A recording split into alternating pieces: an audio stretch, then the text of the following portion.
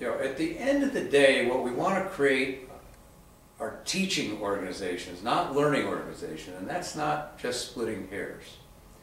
A learning organization can be, well, we learned a bunch of stuff, isn't that great? And there was a whole fad about learning organizations for years, and many of those companies went bankrupt.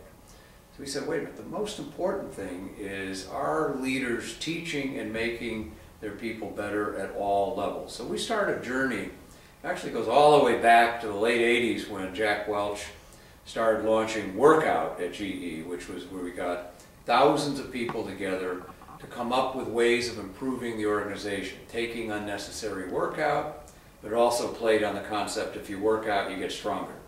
And I was part of the core team in doing that all over, 300,000 people involved in workout. And then after a while we said, wait a minute, us consultants shouldn't be teaching the people.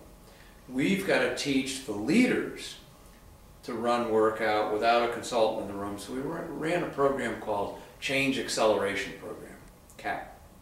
And we trained thousands of GE leaders to run their own workshops, to teach people how to process map, to get bureaucracy out of the way.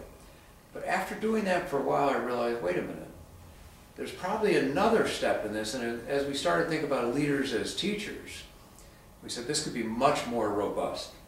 So we started a process where we now work with the leadership team, going back to Royal Dutch Shell. We took Cor Herkstrader, who was chairman of the board, and his top team, and said, got to get your teachable point of view clear, the ideas, the values, how we're going to energize people, and then we have to get you prepared to teach the next several hundred, who then will go out and run their own workshops. And these are very well structured workshops. It's not go out and we wish and we hope you can do well. No, no, no. Here's how you're going to run, we often kid them, your tennis game. You start with the forehand, the backhand, the serve. It's not a script, but it's a platform where I as a leader can successfully teach my people the business ideas for success in my organization, the values for playing on this team, the operating mechanisms, and the most critical part of this cascade process is at the end of 3 days, every one of the people in the program, or my group, will take on real 100-day projects that are either revenue generating or cost saving. So we did this at Royal Dutch Shell. The estimates are several $1 billion of new revenue and cost saving. And we bring people back 100 days later and say, let's do a debrief and let's count the numbers.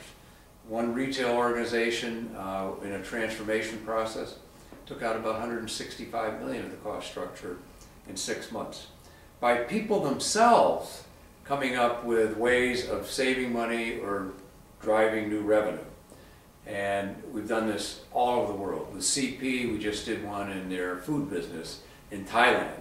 And we had about 10,000 people in workshops taught by the top 150 people in that business.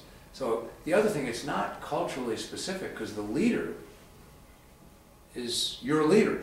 And if they're Chinese, that's your leader up front. It's not some American consultant. If you're Japanese, it's a Japanese up in front. If it's Thai, it's a Thai.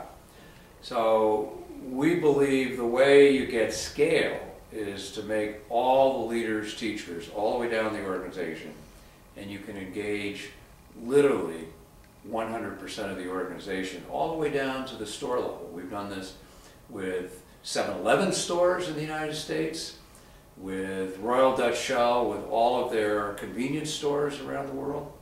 So it is a methodology that goes from top down to bottom, leaders as teachers.